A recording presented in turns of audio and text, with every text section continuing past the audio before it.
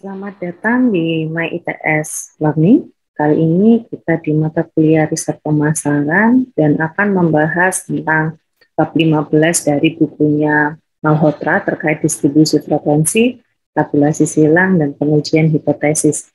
Pada dasarnya semua hal ini sudah Anda pelajari di statistik bisnis ya, dan ini hanya untuk mereview kembali.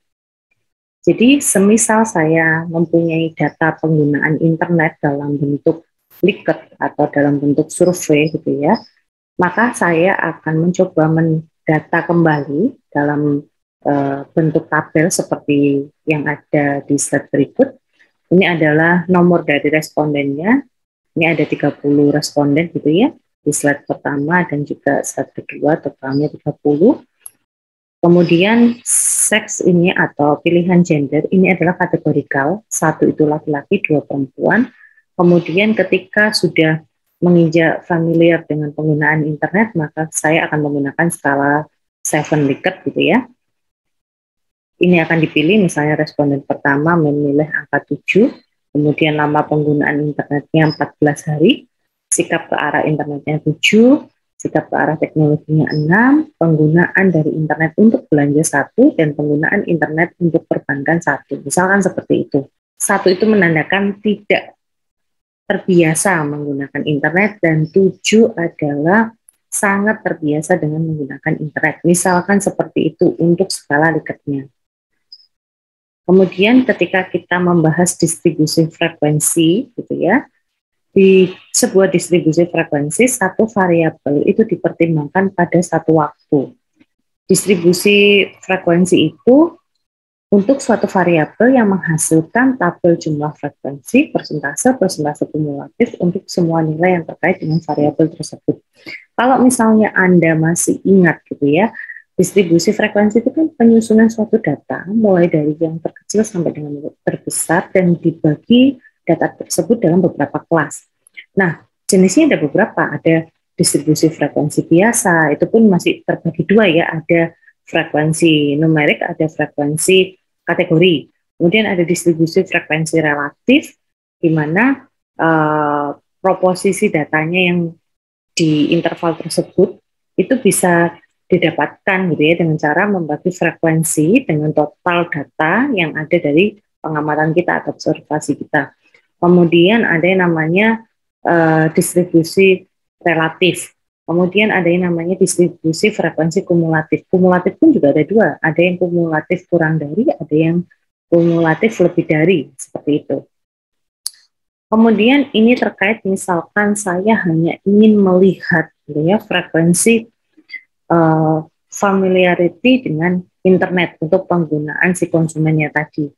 Misalkan ada di sini untuk 7 Likert ya, ini sangat tidak familiar itu 1 dan sangat familiar 7. Dengan jumlah sampelnya 30, maka persentase yang memilih gitu kan, ini dalam persen, kemudian persentase yang valid, dan persentase yang kumulatif ya. Kemudian ini adalah frekuensi histogram. Biasanya ketika Anda sudah mendapatkan datanya, kemudian Anda menggunakan Excel, maka Anda bisa langsung pilih histogram dan muncul seperti ini untuk datanya. Ini biasanya ditampilkan di dalam suatu riset, gitu ya. Nah, ketika Anda melakukan riset, pasti ada yang namanya pengujian hipotesis. Ini adalah beberapa step dalam menguji hipotesis. Anda bisa memformulasikan H0, H1-nya, kemudian Anda pilih tesnya, kemudian melihat level of signifikan, Anda mengkolek datanya, menghitung tes statistiknya, dan ini masih terbagi dua ya, yang nantinya berujung pada apakah H0-nya itu diterima atau H0-nya itu ditolak. Kemudian Anda baru bisa menggambarkan kesimpulan apa yang bisa diambil dalam sebuah riset marketing gitu ya. Ini adalah prosedur umum dalam pengujian hipotesis. Jadi langkah pertama tadi kan memformulasikan hipotesanya. Jadi sebuah hipotesis nol adalah pernyataan status quo.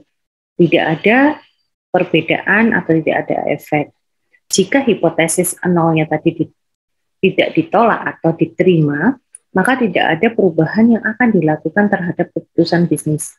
Jika hipotesis nolnya tadi ditolak, artinya hipotesis alternatif diterima.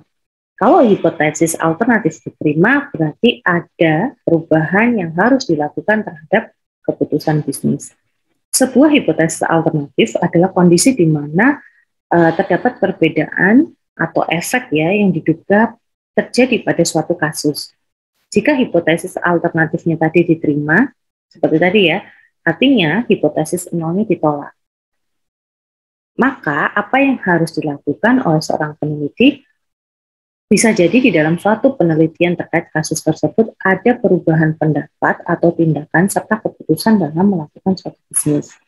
Nah, hipotesis nol biasanya disimpulkan melalui H0 dan juga hipotesis alternatif disimpulkan dengan H1, H2, H3, H3A, H3B sesuai dengan jumlah hipotesis dalam model penelitiannya. Kemudian pilih tes yang tepat. Nah, di dalam uji statistik kita memilih ya bagaimana mengukur sampel kita dengan hipotesis nol tadi. Nah, pemilihan alat analisis yang kita sesuaikan itu harus sesuai dengan bentuk variabel kita, jenis data kita, hubungan antar variabel, tujuan penelitian kita. Nah, hal-hal tersebut itu sudah dibahas ya di mata kuliah statistik bisnis, analisis multivariat, ekonometrika. Nah, Anda bisa membaca juga di beberapa artikel ataupun beberapa sumber yang lain ya untuk belajar mengenai variabel, jenis data dan sebagainya. Nah, statistik uji ini sering menguji gitu ya atau mengikuti distribusi yang terkenal. Seperti ada yang mungkin Anda sering dengar uji T, uji F, distribusi chi-square gitu kan, dan sebagainya. Kemudian kita masuk ke statistik dan penelitian hipotesis. Jadi pada dasarnya hipotesis itu adalah pernyataan statistik tentang parameter populasi. Dalam penelitian, hipotesis itu kan jawaban sementara kita terhadap rumusan masalah penelitian yang sudah dibuat sama peneliti. Kalau kita membahas statistik gitu ya, statistik itu kan ukuran-ukuran yang dikenakan pada sampelnya. Misalnya nanti ada korelasinya, simpangan baku, variannya. Nah, kalau parameter ya ukuran-ukuran digunakan ya, misalnya rata-rata, koefisien korelasi. Nah, penelitian didasarkan pada populasi atau sensus, yang kemarin mungkin sempat dibahas ya, penelitian sensus itu juga disebut sebagai penelitian deskriptif. Kemudian ada dua macam pengujian hipotesis dalam penelitian. Misalnya di hipotesis nol itu tidak terdapat hubungan antara satu variabel dengan variabel lain, atau tidak ada perbedaan antara apa yang diharapkan dengan kenyataan yang ada di lapangan pada satu variabel atau lebih untuk populasi atau sampel yang sama. Kalau hal alternatif atau hipotesis alternatif, terdapat hubungan antara satu variabel dengan variabel lain atau terdapat perbedaan antara hipotesis dengan kenyataan yang ada di lapangan, misalnya gitu. Saya mungkin bisa memberikan satu contoh gitu ya. Ketika H0-nya itu daya tahan lampu merek katakanlah Philips ya, sama dengan 60 jam. Kemudian hipotesis alternatif saya, daya tahan lampu Philips tidak sama dengan 60 jam. Nah, jika jawaban dari riset kita adalah 60, gitu ya, maka H0-nya tadi diterima. Tapi kalau misalnya jawaban kita nilainya di bawah 60, 59, 58, atau 61, 62, dan seterusnya, gitu ya, maka H alternatifnya yang diterima. Gitu ya. Jadi kita harus bisa membedakan bagaimana kesimpulan H0 itu bisa diterima atau tidak. Seperti itu. Kemudian ini adalah prosedur pengujian hipotesis gitu ya. Ini hampir sama seperti yang sebelumnya. Jika memang Anda belum begitu paham, maka bisa memahami yang di sini ya. Ini cukup jelas. Kita merumuskan hipotesis nol dan hipotesis alternatif. Kita menentukan taraf nyatanya untuk menolak hipotesis. Ini ada alfanya, gitu ya, atau signifikan errornya 1%, 5%, 10%. Gitu. Kemudian Kalau misalnya kita menentukan 5%, maka taraf nyatanya adalah 95%. Artinya hanya 5% yang boleh dibilang datanya tidak relevan atau error dan sebagainya. Kemudian langkah ketiga kita menentukan uji statistiknya. Kita bisa menggunakan alat ujinya statistik uji Z, T, F, gitu ya, dan lain-lain. Kemudian langkah keempat menentukan daerah keputusan. Ini daerah di mana hipotesis nolnya diterima atau ditolak. Kalau misalnya Anda biasa lihat gitu kan asiran dari suatu kurva. Nah, seperti itu. Kemudian kelima adalah mengambil keputusan apakah menolak nol atau menerima hak.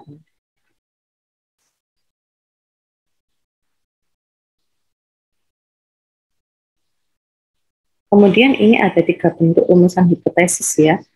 Ketika Anda membahas hipotesis deskriptif gitu ya, adalah kita tahu bahwa hipotesis deskriptif itu jawaban sementara tentang nilai suatu variabel mandiri. Kita tidak membuat perbandingan atau hubungan. Gitu ya. Contoh, seberapa banyak produktivitas padi di Jombang tahun 2012. Yang kedua, berapa lama daya tahan lampu merek A dan B. Hipotesisnya kan yang pertama produktivitas padi di Jombang tahun 2012 adalah 8 ton per hektar gitu ya misalkan. Yang B, daya tahan lampu merek A 450 jam, merek B 600 jam. Hipotesisnya seperti itu. Maka penulisan hipotesis secara statistik HA untuk yang A ya, H alternatifnya itu 8 ton, kemudian H0-nya adalah tidak sama dengan 8 ton. Sama dengan lampu A. Kalau lampu A tadi kan H alternatifnya adalah 450 jam, kemudian H0-nya kurang tidak sama dengan 450 jam, artinya dia bisa kurang dari itu atau lebih dari itu. Dan untuk lampu B, HA-nya adalah 600 jam, H0-nya tidak sama dengan 600 jam. Ini adalah bentuk rumusan hipotesis gitu ya. Kemudian ini ada hipotesis komparatif. Jadi pernyataan yang menunjukkan dugaan nilai satu variabel atau lebih pada sampel yang berbeda. Contohnya gitu ya, apakah terdapat perbedaan produktivitas di ukuran pekerjaannya antara golongan 1 dan golongan 2 di PNS. Hipotesisnya yang pertama, tidak terdapat perbedaan produktivitas antara pegawai golongan 1 dan 2. Hipotesis alternatif, terdapat perbedaan produktivitas antara pegawai golongan 1 dan 2. Maka hipotesis statistiknya adalah H0-nya seperti ini ya. Tidak ada perbedaan sama untuk pegawai golongan 1 dan golongan 2. H alternatifnya produktivitasnya untuk golongan 1 dan golongan 2 tidak sama. Kemudian di hipotesis hubungan asosiatif, ini adalah penjelasan dugaan tentang hubungan dua variabel atau lebih. Misalkan rumusan masalahnya adalah apakah terdapat hubungan antara pengambilan keputusan manajerial dan perubahan resiko perusahaan. Hipotesisnya kan jelas ya, H0-nya tidak terdapat hubungan antara pengambil keputusan manajerial dan perubahan resiko di dalam suatu perusahaan. Sedangkan H alternatifnya adalah terdapat hubungan antara pengambil keputusan dan keputusan manajerial dan perubahan resiko perusahaan. Nah, di hipotesis hubungan asosiatif seperti ini, gitu ya, untuk hipotesis statistiknya. Nah, bagaimana menaksir parameter populasi berdasarkan data sampel? Ini ada dua. Yang pertama adalah point of estimate. Misalnya, hipotesis kemampuan kerja pegawai adalah 10 jam per hari, atau interval of estimate. Contohnya, hipotesis kemampuan kerja pegawai berkisar antara 8 sampai 12 jam per hari. Mana yang memiliki resiko kesalahan yang lebih besar? Tentunya yang nomor 1. Karena kita tidak bisa menentukan nilainya itu berada di mana. Karena kan kalau misalnya dia itu intervalnya jauh lebih banyak, maka pilihan yang bisa dibuatkan jauh lebih besar, gitu ya. Nah, ini adalah taraf kesalahan dalam pengujian hipotesis. Jika data sampel yang diperoleh itu kan diartikan sebagai nilai parameter populasi atau masih berada pada nilai interval parameter populasi, maka yang terjadi adalah hipotesisnya diterima. Kesalahan akan semakin besar jika nilai statistik itu jauh dari nilai parameter populasi. Tingkat kesalahan atau disebut sebagai error ya, level of significance atau alpha, ini ditetapkan oleh si peneliti pada saat hipotesisnya itu belum diuji. Gitu. Nah, biasanya tadi kalau di sains, gitu ya, ilmu sains itu 5% sampai dengan 10%. Kalau MIPA kedokteran itu hanya 1%. Mengapa demikian? Karena bagaimana Anda bisa membayangkan ketika dokter itu meresepkan obat dan obatnya terjadi kesalahan yang cukup besar, gitu ya, tingkat errornya, maka bisa jadi pasiennya tidak sembuh, gitu, dan sebagainya. Ini adalah macam hipotesis ya, ada yang nominal, tuh, kemudian ada yang ordinal, ada yang interval rasio, gitu ya.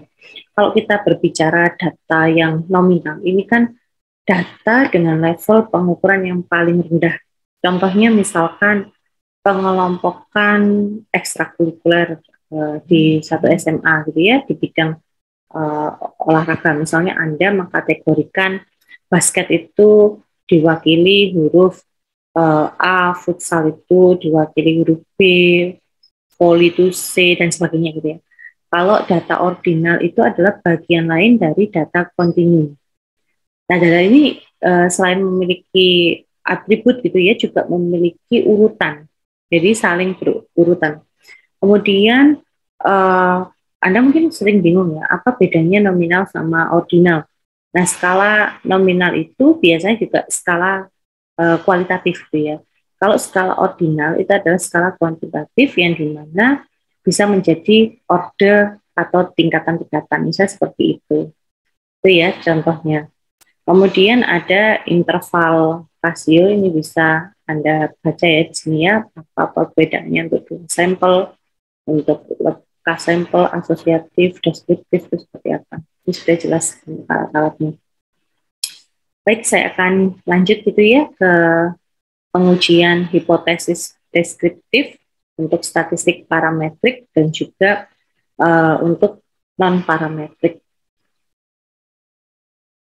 Apabila seorang peneliti datanya itu adalah interval rasio, distribusi datanya normal, dan jumlah datanya besar, lebih dari 30, maka akan digunakan namanya statistik parametrik gitu ya. Kemudian jika datanya nominal atau ordinal atau distribusinya tidak normal, bebas gitu ya, jumlah datanya juga kecil, maka kurang dari 30 ya pastinya, kita gunakan statistik non-parametris. Nah, di dalam di uji statistik parametrik ya, ada beberapa syarat yang harus dipenuhi. Yang pertama adalah skala data intervalnya atau skala datanya itu rasio. Apakah datanya itu berdistribusi normal? Pada uji T atau uji F untuk 2 sampel atau lebih ya, kedua sampelnya itu kan harus punya populasi yang variannya sama. Jumlah datanya juga besar, sampelnya berada dari populasi, dan sampel itu diambil secara random. Kemudian ini adalah pengujian hipotesis deskriptif, ini bisa menggunakan t-test, z-test, ANOVA test gitu ya. Tes kalau uji T itu tes satu sampel. Rumus yang digunakan bisa T atau Z, Anda baca lagi gitu ya. Nah, kalau misalnya rumus Z itu digunakan di simpangan baku populasi yang diketahui. Karena umumnya simpangan baku yang tidak diketahui itu sering digunakan rumus dites gitu ya. Kemudian ada yang untuk two tail dan uji satu pihak ya, atau one tail. Ini adalah rumusnya. Gitu. Mungkin Anda bisa buka-buka lagi di buku statistiknya. Ada juga uji satu pihak, itu kan pasti hasilannya salah satu ya, apakah di kiri atau di kanan gitu. Nah, ini juga sama. Kemudian saya langsung ke statistik non-parametrik. Nah, di statistik non-parametrik ini biasanya ada namanya data nominal atau ordinal. Kalau uji data nominal, kita bisa melakukan namanya tes binomial. Nah, Fungsinya apa? Menguji hipotesis bila populasinya terdiri dari dua kategori.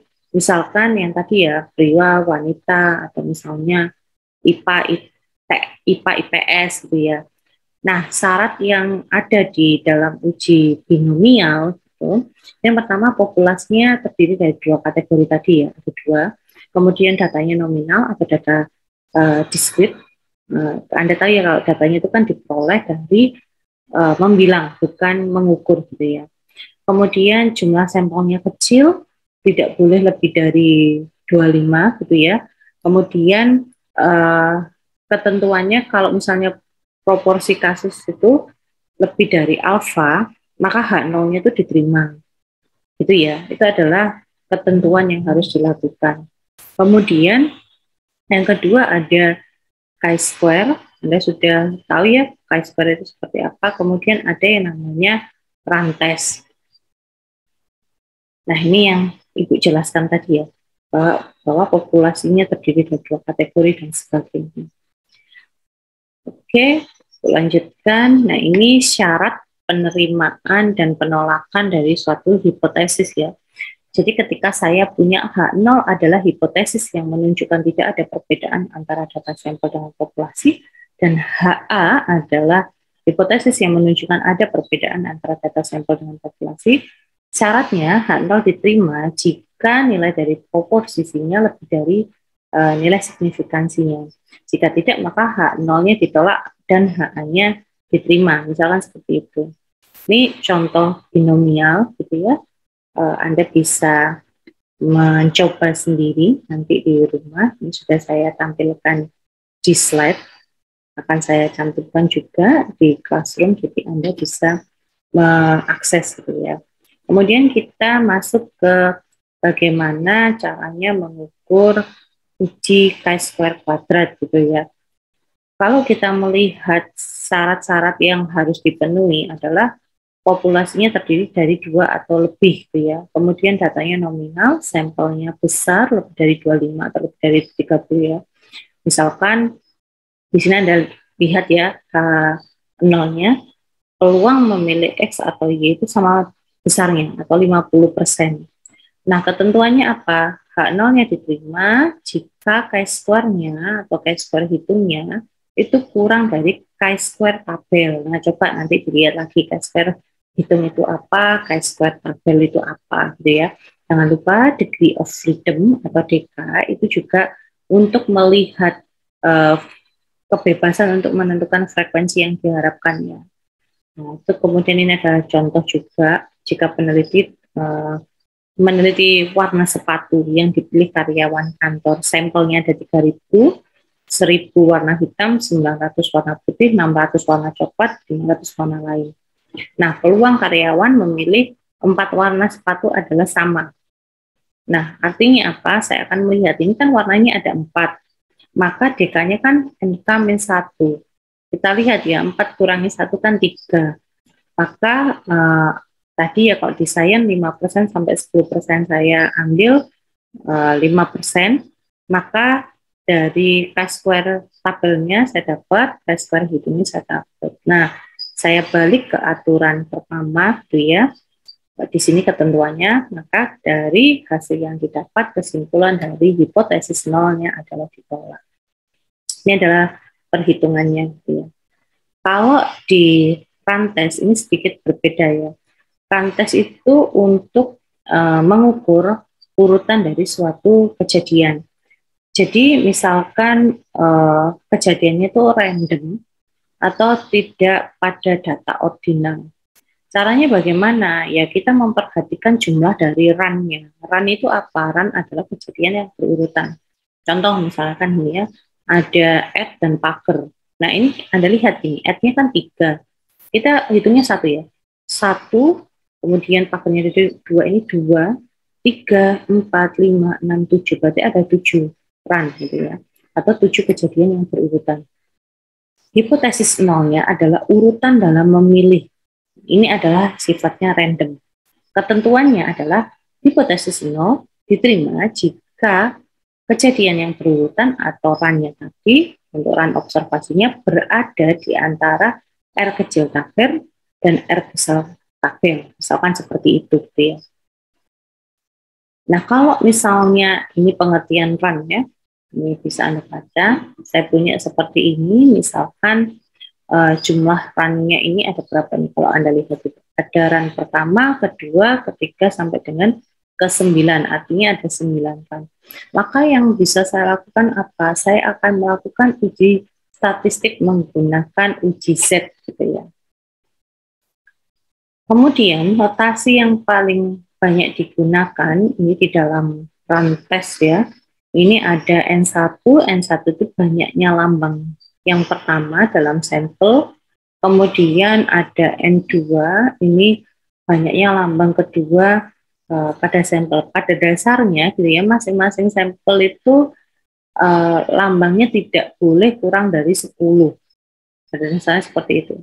Nah, ini ada N itu N1 plus N2, NR itu banyaknya run. Ini adalah rumus-rumus yang digunakan di dalam run test, gitu ya. Ini contohnya Anda nanti bisa mencoba sendiri, secara mandiri, karena ini pada dasarnya sifatnya adalah mengulang, gitu ya, mengulang materi yang sudah pernah disampaikan. Kemudian kita masuk ke hipotesis asosiatif, gitu ya. Kalau kita membahas pengujian hipotesis asosiatif, berarti kita mencoba untuk menguji hubungan dari dua variabel atau lebih gitu ya. Nah, pertama, kita itu akan melakukan analisis korelasi. Tujuannya apa sih untuk menguji hubungan antar variabel? Nah, ini ada 3 macam hubungan gitu ya. Ada simetris, ada sebab akibat, ada interaktif. Simetris ini apa? Simetris itu artinya tidak memiliki pengaruh apapun. Kalau sebab akibat itu ya pasti ada pengaruhnya ya. Kalau interaktif itu saling mempengaruhi satu dengan yang lain. Sedangkan di analisis korelasi yang kita lakukan itu kan fokusnya pada hubungan yang simetrisnya itu ada kaitan satu dengan yang lain, gitu ya. Kemudian nilainya itu Anda lihat di sini ya. Ada 1 min 1 kurang dari R kurang dari 1. Nah, kalau semisal nilai korelasinya seperti ini, di analisis korelasi itu kan pasti seperti ini ya, tentang nilainya. Nah, kita harus melihat ya, bagaimana hubungan dalam simetris, hubungan simetris itu dengan hubungan korelasi itu kita harus melihat, supaya kita bisa memahami bagaimana analisis korelasi itu terjadi. Oke, ini adalah pola hubungan pada diagram sketcher ya. Jadi kalau misalnya kita membuat pola hubungan diagram sketcher, maka polanya bisa ada 3 seperti ini. Yang pertama kan hubungan positif, jika X-nya naik, maka Y-nya juga ikut naik juga gitu kan ya. Nah, kalau misalkan seperti ini Anda bisa melihat gitu ya. X naik maka Y juga naik, dan X turun maka Y juga turun. Contohnya itu penawaran yang ada di ekonomi mikro. Nah, kalau misalnya Anda lihat gitu kan, saya misalkan sumbu X-nya di sini yang mendatar ini adalah menunjukkan kuantitas, ini adalah menunjukkan harga. Jadi kalau kuantitas yang ditawarkan mengalami kenaikan, maka harganya kan pasti naik ya. Nah, ini akan berjalan seiringan gitu ya, karena ada hubungan yang positif. Jadi polanya itu dari kiri bawah ke kanan atas gitu ya. Kemudian yang kedua yang di tengah ini berbeda kalau misalnya hubungannya negatif. Jika X-nya itu naik, maka Y-nya turun, dan begitu juga sebaliknya gitu ya. Ini contohnya misalnya fungsi permintaan. Nah, fungsi permintaan kan kalau harganya naik, maka permintaannya turun. Kalau harganya turun, maka apa yang terjadi? Permintaannya akan naik, gitu ya. Nah, polanya juga dari kiri atas ke kanan bawah. Jadi ingat ya, bahwa hubungan positif itu adalah fungsi penawaran, kalau hubungan negatif itu fungsi permintaan. Contoh paling gampangnya itu. Nah, yang ketiga, tidak ada hubungan antara X dan Y. Artinya tidak ada yang menggambarkan satu pola apapun, karena polanya itu menyebar. Nah, pola yang seperti ini di dalam korelasi, maka tidak ada hubungan X dan Y. Contohnya misalnya ketika Anda tanyakan di pekerjaan baju apa sih yang sering Anda beli untuk formal. Nah, ini kan kita tidak bisa menentukan ya. Kalau misalnya Anda bekerja di pelayanan publik ya pasti akan memilih baju-baju yang sangat modis gitu ya. Kalau misalnya Anda bekerja dari PNS di level dinas ya pasti sudah ada baju yang seragam gitu ya. Artinya tidak perlu membeli model yang baru. Ini adalah interpretasi nilai R ya. Jadi interval itu kan disebut yang di slide sebelumnya ya sudah saya jelaskan itu kan dipilih dari -1 sampai dengan 1 gitu ya. Nah ini adalah interval. Ini interval itu menandakan tingkat hubungannya. Ini bisa Anda baca ya. Kalau misalnya mendekati angka 1 artinya korelasinya benar-benar sangat kuat gitu ya. Kemudian ini adalah koefisien determinasi dilambangkan R kuadrat gitu ya. Ini adalah merupakan koefisien penentu, artinya kuat hubungannya antara variabel Y yang ditentukan oleh variabel X sebesar R kuadrat. Nah, R square itu atau R kuadrat itu adalah korelasi yang dikuadratkan. Jadi supaya kita mengetahui determinasinya. Itu ya, kalau Anda bisa melihat dari gambar yang ada di slide ini. Kemudian ini adalah korelasi produk momen, jadi kita menghitung untuk korelasi banyak ya pada produk momen. Nah, ini adalah rumusnya, Anda bisa pelajari, ini adalah contohnya. Ini ada data persepsi kemasan produk yang menarik ya antara X dan Y dari 10 calon konsumen. Data yang digunakan mempunyai skala semantik diferensial di 1-13, kita cari nilai korelasinya. Jadi kita melihat bagaimana variabelnya berpengaruh antara satu dengan yang lain gitu ya. Ini juga bisa Anda coba secara mandiri dengan membuka rumus-rumus yang ada di slide gitu ya. Kemudian ini korelasi ganda atau UGF ya. Sebelumnya Anda mungkin sudah membahas uji signifikan korelasi ya. Mungkin Ibu akan membahas sedikit untuk mengingat kembali ya. Apa sih signifikan korelasi itu? Signifikan korelasi kan kita tahu ya bahwa setiap korelasi yang kita temukan itu pasti ada kepastian dan ketidakpastian. Nah, tingkat kepastian itu akan menjawab hipotesis tersebut. Jadi seberapa besar hubungannya, misalkan hubungannya itu menunjukkan angka 1, tapi uji signifikansi korelasinya itu menyatakan bahwa hak alternatifnya itu ditolak, maka bisa dinyatakan tidak ada korelasinya. Nah, misalnya seperti itu, kalau misalnya Anda lihat dari rumus yang ditampilkan.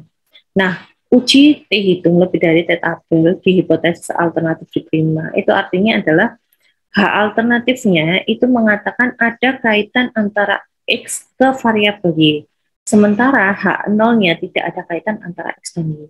Berbeda dengan jika T hitung kurang dari T tabel, hipotesis alternatif nolnya diterima. Artinya apa? Hak alternatifnya yang mengatakan tidak ada kaitan antara X ke variabel Y, sementara hak nolnya ada kaitan antara X dan Y, gitu ya. Nah, ini adalah korelasi ganda, itu nanti Anda bisa pelajari. UGF itu adalah kita melihat ya, kita menghitung korelasinya.